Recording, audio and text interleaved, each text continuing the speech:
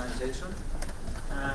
It's a methodology between expectations between different entities, let's say. I am this guy. This email may give a misleading interpretation. I am assigned to the University of Luxembourg currently. And at the end of this month, I will start freelancing activity. So this is the index of the presentation. I will just go through the slides. So what is HPCBIOS? It is an effort concerned with the user's ability to handle tasks in computational platforms, be it HPC, grids, clouds, or even the laptop, in a uniform and painless manner, as much as that is technically feasible. Some things are possible, some others not. Here we care about the things that are possible. It is defined at 3 levels. One is structured documentation. The second is policies automation. There is this concept of bundle that we are going to see. And then it's wrapping code to satisfy the above and provide cheap build sets. That's another concept that we are going to visit. I hope you managed to pay attention to the previous 2 presentations about motions and easy build, because they are kind of prerequisites for what's being presented here. And at present, HPCBIOS is apparently more of open source documentation, because there is a big synergy with EasyBuild. EasyBuild provides the language for describing many of the things that we see here. So the resulting easy configs, for example, end up as part of the EasyBuild repository. And the advantage of this that I like, my favor, is that we end up writing this in Python rather than shell code, which is what I will be doing if EasyBuild is not there. So who may care about HPCBIOS? It could be users involved in scientific computing, experts and sysadmins involved in support of scientific codes. I expect these people to come to understand faster what this HPCBIOS business is about.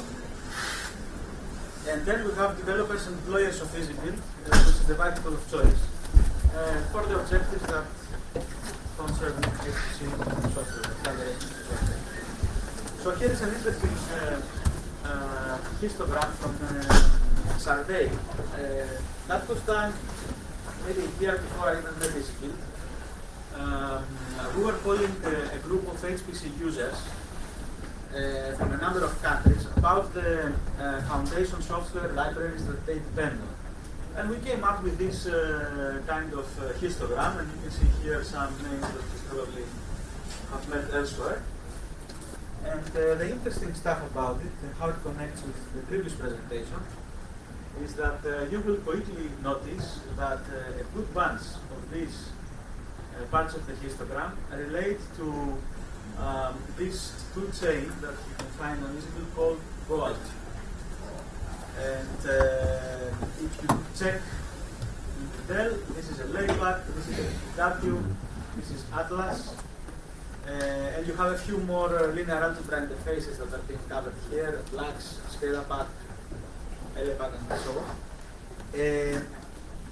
And there is also an alternative toolchain to Gold called Gold, which is basically the same like this, but without this bar, without this piece of software, the Atlas component. It instead has Open Plus. That's what this O stands for.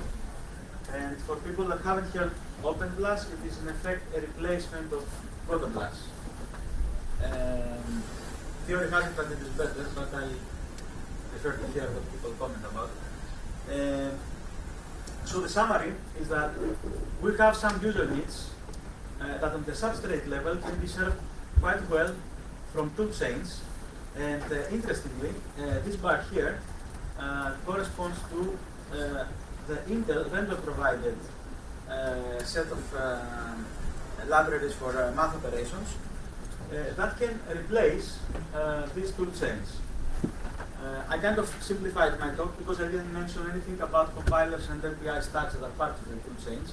But the bottom line is that you can have selections of components that can replace each other. And on top of it, build the applications that users care about, like for example this one, which is the GNU Scientific Library.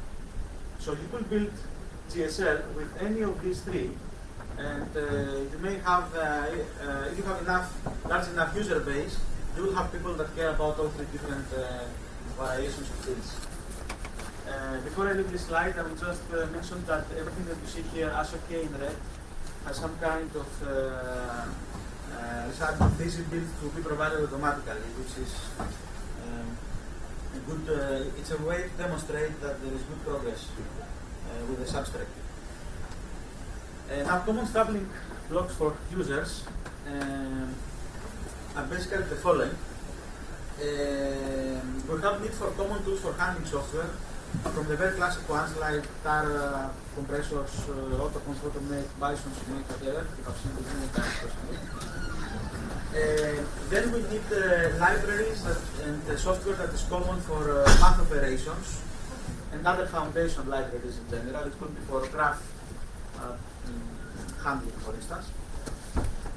Then we often have common needs for software popular with scientific communities like R, Python, components of these languages, and so on. And finally, on an HPC platform, it's an advantage to have not a single version of a given software component, but multiple, because that can help very much for differential debugging.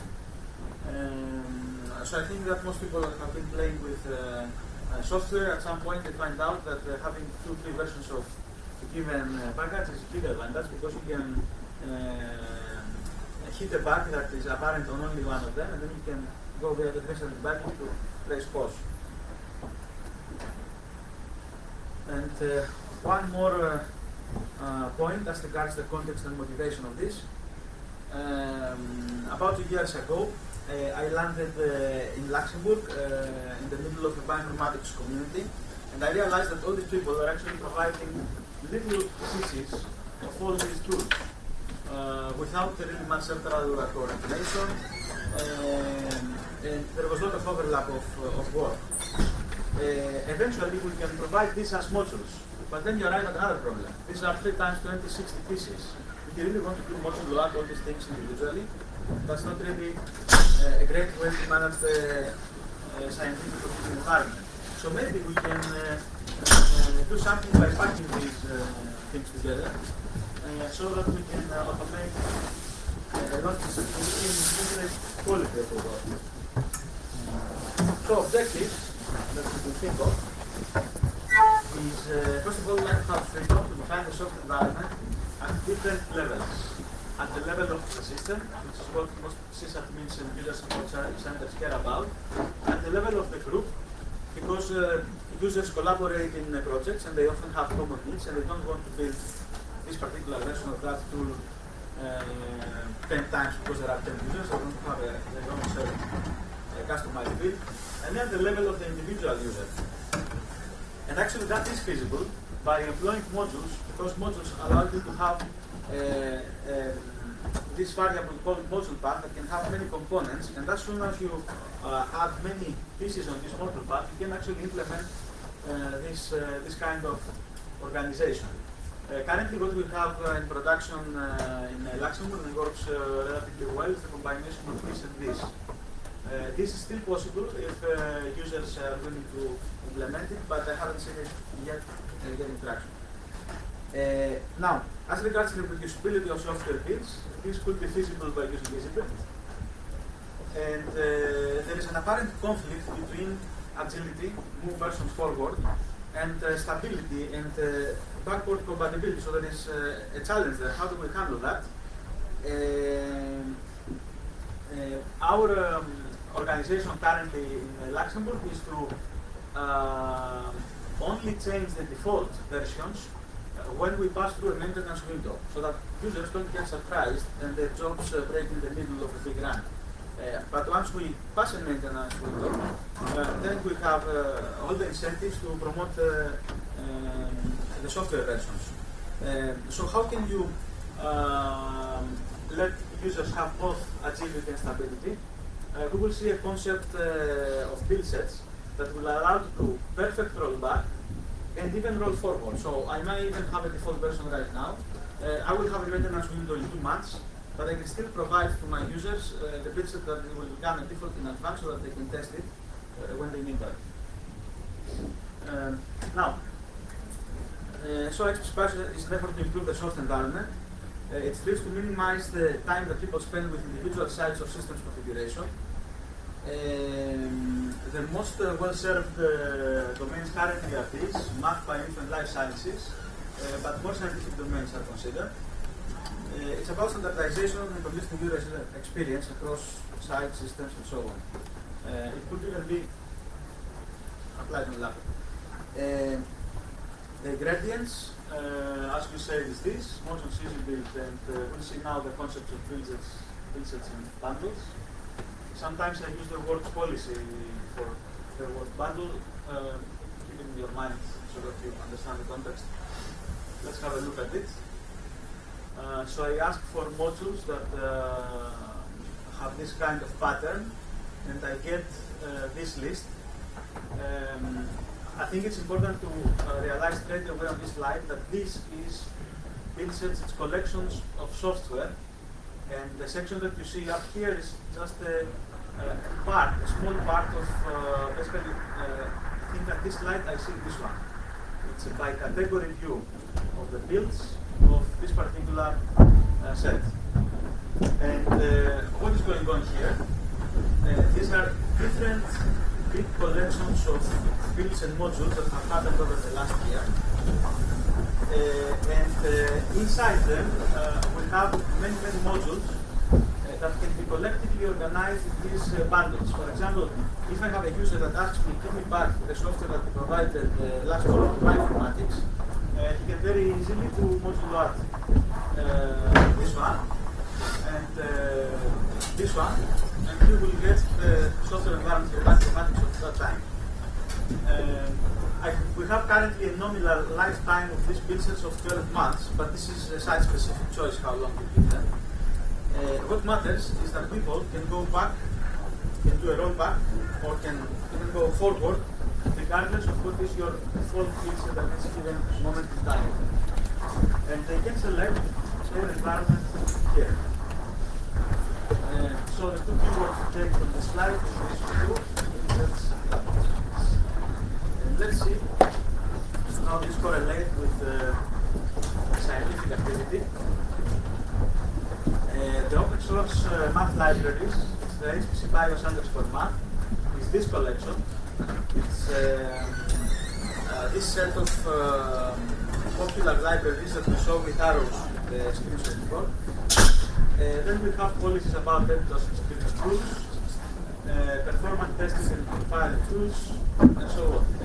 You may wonder where these numbers come from. As we'll see in the next slide, the same effort has occurred elsewhere in the US between 6 Department of Defense HPC sites, and they have defined this kind of policies, objectives, and they assign some numbers. So, because of backward compatibility, let's say, we have these fancy numbers over there.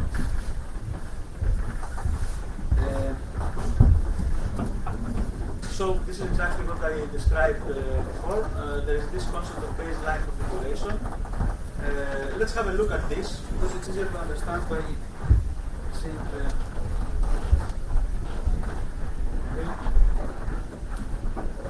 So we have a number of HPC sites. The user base is shared between them, and they want to present what features they give to the users in a structured manner, so that the user can in advance know where he has a good chance of running his software even before applying for access. And here you see potential topics: multiple version software, scratch-based retention time, Kerberos life, environment variables, names, looking cells. I will go quickly: editors, debuggers, users notices, common change control rollbacks, MPI test suite, and so on. There are a few things that we want to standardize across HPC sites. What matters is that when you have this, then the users can quickly know exactly in which place they have a good chance of getting their job done. And you don't get support tickets for no reason. And the same idea has been replaced in HPCBIOS. Over here, the numbers that you see this style, they are, let's say, backward compatible with the list that we saw before, while these ones are new policies that have been invented. The particular way of delivering is described here. And there are a few more about bioinformatics, GPUs, and so on. They are in development, some of them. The concept, actually, it is quite common when you have collaborations. For example, if you have heard of the Brace and VESA, they have defined common production environment. But it is not always documented all that much on the side basis. And here is an effort to improve on this.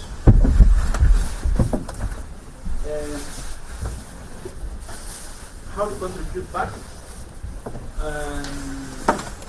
Which type of software code helps in the type of objectives? The answer is modules and easy build are the things that you have to look at. And then if you manage to automate certain of the objectives, then we should turn it into a component of HPCBIOS, and this sits on GitHub. So a classic pull request is the way to handle this. Things are relevant for HPCBIOS when they are applicable across two sides. So if you have rough consensus and something that the people in two sides, they believe that it's a common denominator about how to organize the environment, I think that could be a good candidate for this collection. Of course, different people have different needs. And here are the challenges. It is actually a known territory. Which other policy objectives matter? At the moment, we are actually using EasyBuild's two chains for what are the bundles. That has a side effect that constrains functionality to homogeneous targets. For instance, if you want to bring up debuggers, you may have a difficulty if you want both Intel and GCC compiled debuggers. There are some constraints there that have to be taken into account. This approach is more of a hack and may have to be revisited. Then another challenge that is more of daily practice, when you have a site with some nodes with GPUs, for example, some nodes without, or other architectural features, you can see some there. If you want to have the shortest the shortest amount of time when you release a new build set, how do you schedule this optimally? At the moment I do this manually, and we may have tools eventually to get this done quickly. There are also other things that have to be taken into account. Actually, these two relate to EasyBuild, regardless if you care about the HPCBIOS. If you want to build Atlas or FSTW, they do some kind of auto-tuning. So in that case, you will care about how you run your build, because you may end up in a non-optimal configuration. Finally, there are some discrepancies about how the ordering of modules is done. The loose version and modules and LMOD have different understanding of what is bigger than what. And this can lead to surprises by the users when they load the default. Because the default is supposed to be the latest, but the latest is not exactly what people expect all the time. I'm in the last slide, let's say. So, there is a link of references, some activity on GitHub, how to use it. Basically, if you download this equipment, you try this with a recursive build. Theoretically, you get much of what you saw in that slide built in one shot. Of course, it will take some time, but that's the way to do it. Read the HPCBIOS objectives, and brush extent, and so on. That's it. I don't know if you have some.